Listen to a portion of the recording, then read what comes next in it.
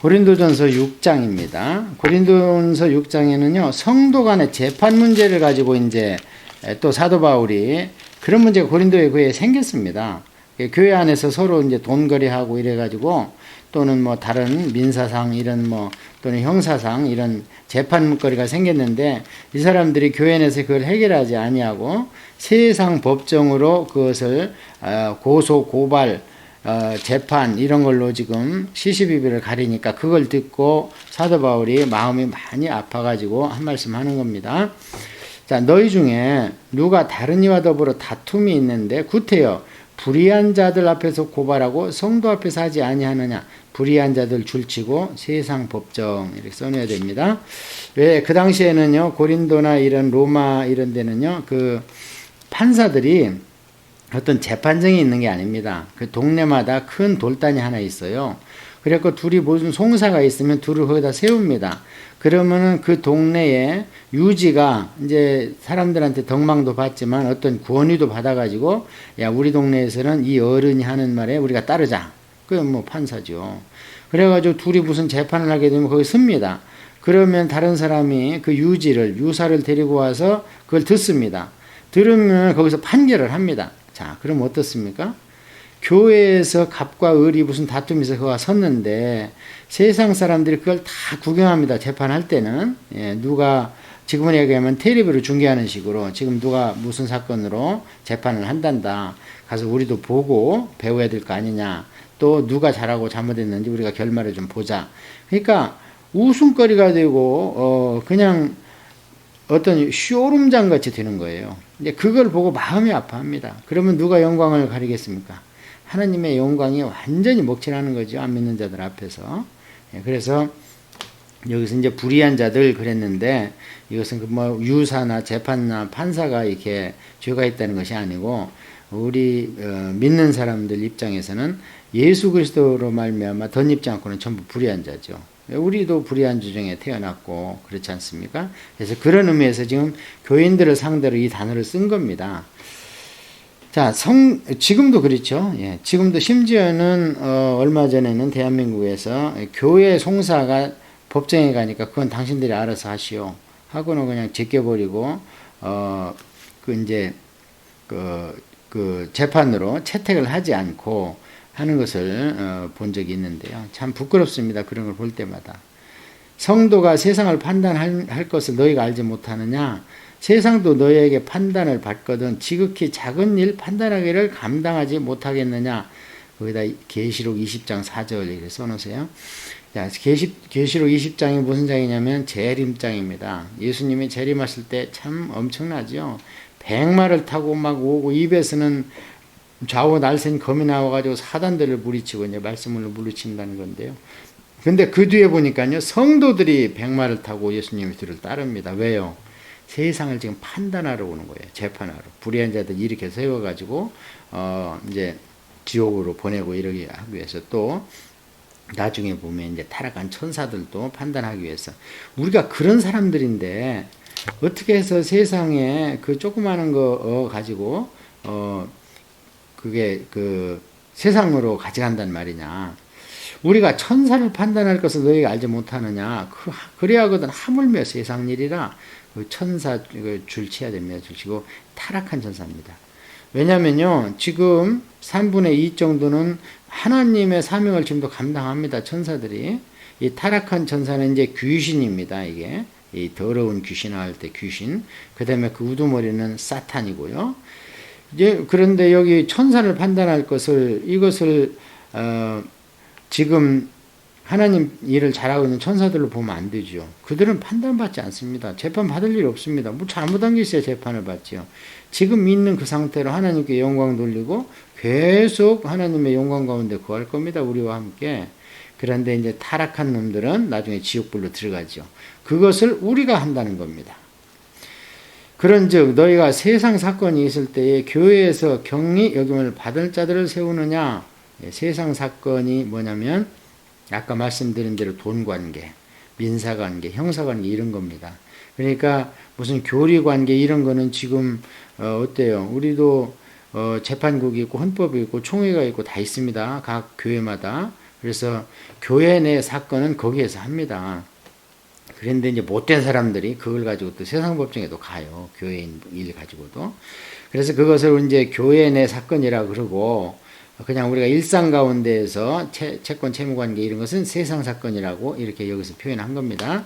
그런 문제라 하더라도 교회 안에서 해결하라는 거예요. 아까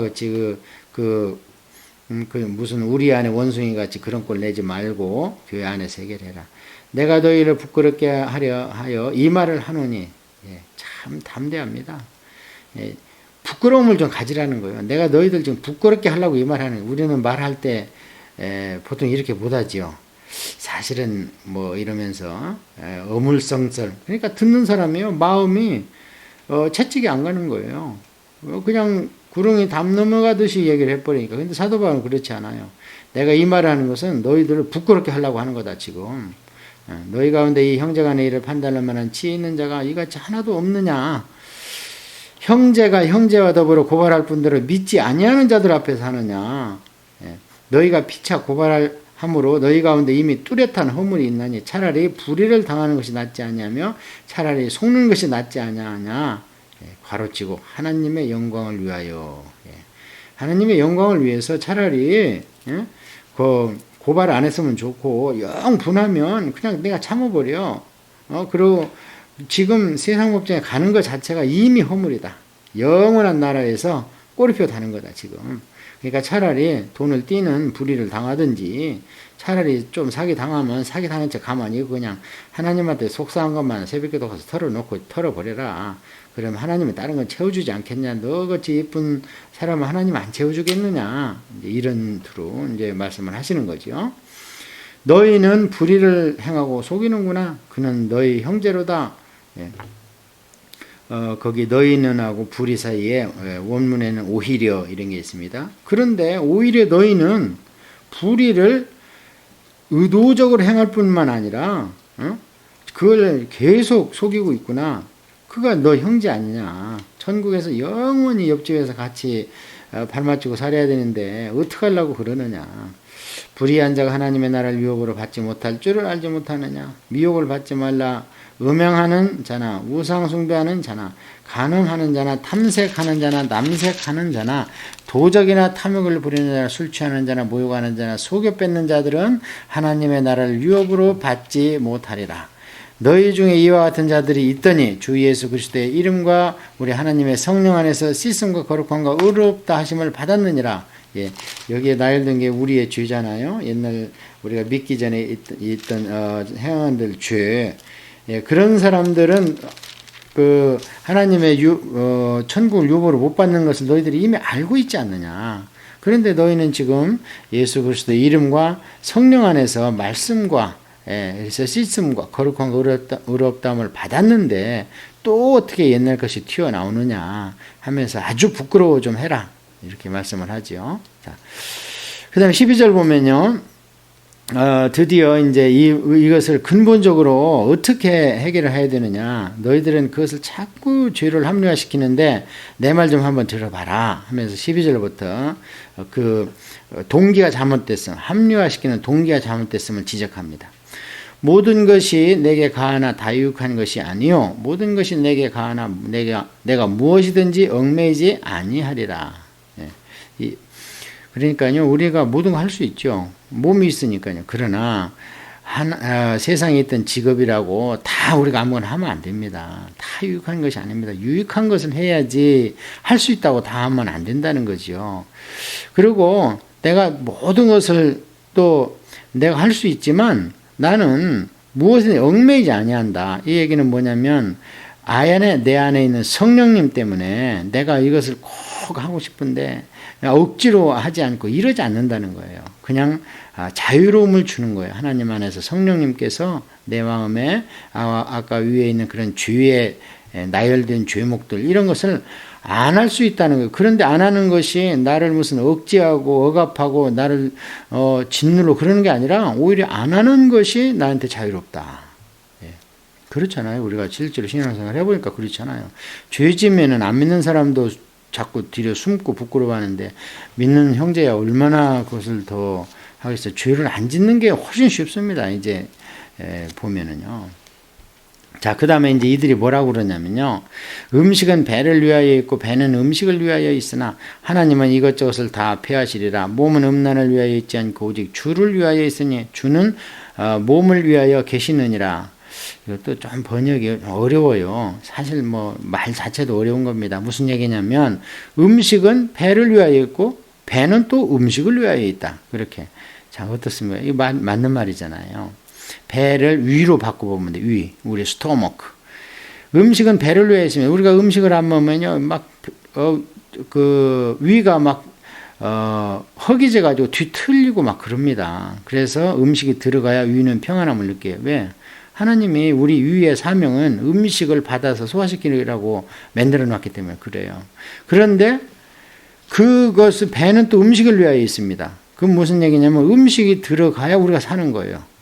이때 배는 이제 또 우리 몸이죠. 그런 얘기입니다. 이게 뭐냐? 하나님이 우리의 식욕을 그렇게 만들어 놨지 않냐. 그러니까 성욕이 생기면 그것을 그냥 만족시키면 됐지. 그걸 억지로 참고 그러니라고 있냐. 음식 먹으면 자유로운 것처럼 그런 거 아니냐. 이런 얘기로 그 음행 문제를 합리화시킨다는 거예요. 이게 오늘날 지금 캐나다의 큰 문제입니다. 사춘기에 있는 애들 성교육이라는 미명하에 여러 가지 뭐 자유하는 방법 뭐 이런 걸 지금 막 교육하겠다고 커리큘럼 짜고 난리를 폈습니다. 그리고 배고프면 밥을 주면 되고 성욕이 차면 그걸 해소시키면 되는 것이 그러면은 성범죄가 줄어든다. 과연 그럴까요? 그래서 성욕과 식욕은 다릅니다. 차원이 다른 얘기예요. 지금 사도 바울이 그 얘기를 하는 겁니다. 자, 음식에 빗대서 그런 것을 죄가 아니라고 한다든지 또는 조그마한 죄다 또는 합리화시키지 말라는 거예요. 자, 몸은 음란을 위하여 있지 않고 오직 주를 위하여 있으며 주는 몸을 위하여 계시느니라. 이거 이제 좀 이따가 이 밑에 쭉 보면 이게 설명이 무슨 말인지 이게 설명이 나옵니다. 하나님의 주를 다시 살리실 것 또한 그의 권능으로 우리를 다시 살리시리라. 이제 이건 무슨 얘기냐면요. 음란의 문제는요, 우리 몸과 직접적인 관계가 있고 영혼과 관계가 있다는 거예요. 그리고 이 몸도 너희들이 지금 자꾸 음식과 이 배, 위 이 문제를 가지고 그것을 합리화시키는데 그렇지 않다는 거예요. 너희 몸 자체도 예수님께서 돌아가셨다는 거예요. 그러니까 예수님이 십자가에서 지신 것은 너희들 영혼이 천국 가는 것뿐이 아니고 예수님의 대속을 믿음으로 너희 몸이 하나님이 계시는 성전이 됐기 때문에 몸도 깨끗이 해야 될 뿐만 아니라 예수님을 믿고 성령님이 우리 안에 계신다는 것을 믿는다면 너희 몸도 하나님이 주신 수명까지 병 없이 질병 없이 기운이 지나여 죽을 때까지 너희 몸도 온전하게 지켜야 된다. 데살로니가 교회도 그렇게 말씀하시잖아요. 너희 몸과 영과 혼과 몸이 주님 재림까지 온전하게 보존되기를 원하노라. 이미 이렇게 말씀을 사도 바울의 일관적인 말씀이고 하나님의 우리를 향하신 말씀이잖아요. 그러니까 몸도 함부로 굴리지 말라는 거예요.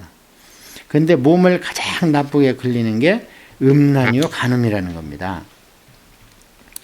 너희 몸이 그리스도의 지체인 줄 알지 못하느냐? 내가 그리스도의 지체를 가지고 창녀의 지체를 만들겠느냐? 결코 그럴 수 없느니라. 왜 이 창녀와 함께 그 간음을 하면 우리가 창녀가 아예 돼버리는 거예요. 우리 몸이 창녀의 몸이 돼버리는 거예요. 그 원리를 지금 말씀합니다. 창녀와 합하는 자는 그와 한 몸인 줄 알지 못하는 일렀을 때 둘이 한 육체가 된다 하셨나니 주와 합하는 자는 한 영이라. 이게 창세기 때 이제 아담한테 하와를 만들어 주면서 하나님이 하신 말씀이에요. 너희들은 하나가 아니다. 둘이 하나 되는 거다. 결혼함으로 인해서. 그래서 그 결혼과 함께 반드시 따르는 것이 성적인 관계 아닙니까? 그걸 통해서 두 몸이 아니라 그 순간부터는 한 몸이라는 거예요. 그러면 어때요? 창기와 합해됐으니까 내 몸이 창기의 몸이 되는 겁니다. 그런데 그 몸이 이미 예수님께서 구원하시고 예수님과 합한 한 영인 성령이 계시는 몸인데 어떻게 그럴 수 있느냐. 굉장히 이런 일을 범한 사람한테 엄청난 메시지죠. 자, 음행을 피하라. 사람이 범하는 저마다 몸 밖에 있거니와 음행하는 자는 자기 몸에 죄를 범하였느니라. 예, 저는 이걸 보면서 조금 고개를 갸우뚱했습니다. 왜 그러냐면요. 음행을 피하랍니다. 사도 바울은 계속 싸우라는 거거든요. 예, 전신갑주를 입고 싸우라, 대적하라, 피나기까지, 피 흘리기까지 싸워야 싸운 거지 하면서 히브리서에는 또 너희들이 뭐 고생한다고? 그러나 아직까지 피 흘리기까지는 안 싸웠잖아 하면서 야단치고 막 싸우고 대적하고 막 이렇게 하라는 건데, 영적 전쟁을 하라는 건데요. 음행은 그러지 말라는 겁니다. 음행은 피하라는 겁니다. 이거는 싸우지 말고 피하라는 겁니다. 자, 그래서 물론 이제 그런 게 몸에서 나오는 거기 때문에 그 순간을 피해버리는 거예요. 일단 물론 배후에서 이제 역사하는 사단과는 에베소서에 나오는 전신갑주를 입고 싸워야 되겠죠. 싸우라는 게 이제 거기서는 기도하라는 거거든요. 너희 몸은 너희가 하나님께로부터 받은 바 너희 가운데 계신 성령의 전인 줄 알지 못하느냐. 너희는 너희 자신의 것이 아니니라. 거기다 괄호치고 노예. 이게 노예입니다. 귀뚫린 종입니다. 구약에. 그래서 우리는 하인이나 무슨 이 서번트가 아니에요. 원래 성경에서 우리를 얘기할 때는 하나님의 슬레이브입니다. 구약의 그 노예 제도에 대해서 한번 잘 보세요. 생사 여탈까지, 심지어는 잡혀가지고 애 낳으면 그 애가 누구 소유인지까지 구약에 다 기록이 되어 있습니다. 그래서 우리의 모든 소유는 주님의 것이고 이런 우리는 슬레이브적 그게 오히려 편하죠. 왜냐하면 엄청나신 분이 우리 주인이니까 내가 뭘 안 해도 돼요. 시키는 대로만 하면 돼요. 그러면은 엄청난 선과 엄청난 아주 풍성한 은혜 가운데로 우리가 들어갈 수 있는, 너무 편한 거죠. 예. 갑으로 산 것이 되었으니 그런즉 너희 몸으로 하나님께 영광을 돌리라. 너희는 너희 몸은 너희가 하나님께로 받은 바 너희 가운데 계신 성령의 전, 그 줄치고요. 이게 두 번째 나오는 겁니다. 고린도전서에서 언제 나왔습니까? 3장 15절. 그래서 성령님이 너희 몸은 성령님이 계신 너희의 성령님의 전이 거룩하라 그랬잖아요. 그때는 잘 봐야 됩니다. 그때는 뭘 얘기냐면 너희는 그러면서 그룹에다가 얘기를 한 거예요. 그때는. 왜냐하면 파당 짓고 이러는 교회를 향해서 야, 파당 짓지만 너희 가운데 성령님이 계시지 않냐. 그러니까 교회 안에 계시는 성령님입니다. 그때는. 이게 에베소서 3장 끄트머리 나옵니다. 그 다음에 여기에서 나오는 성령의 전은요, 성도의 몸입니다. 개인의 성도의 몸. 왜요? 교회 전체가 어떤 그 음행을 할 수 있습니까? 그거는 없죠. 인격이 있어야 음행을 하는 거기 때문에. 그래서 이것은 성도 개인의 마음의 성전입니다. 이것도 에베소서에 나옵니다. 에베소서에 성전이 두 군데 나와 있고, 예수님도 천국은 너희 안에, 또 너희 가운데, 또 저 멀리 하나님 계신 곳. 이 세 군데로 나눠서 말씀하시잖아요. 마찬가지입니다. 구약은 어떤가? 구약도 그래요. 구약에도 성령님이라는 단어가 대여섯 번 나오는데요. 보통 때는 그냥 개인 안에 계신 성령님, 이제 다윗이 회개할 때라든지, 또는 엘리야가 엘리사한테 직무 이추임식 할 때라든지 나오는데요. 놀랍게도 이사야서 63장에 그런 말씀이 나와요. 하나님께서 너희 가운데 두신 성령님을 근심시켰다. 그러니까 광야에서 하나님의 말씀을 안 들었을 때 그것을 회고하면서 야단칠 때요. 너희 가운데 하나님께서 성령님을 두셨다는 거예요. 이스라엘 무리 가운데.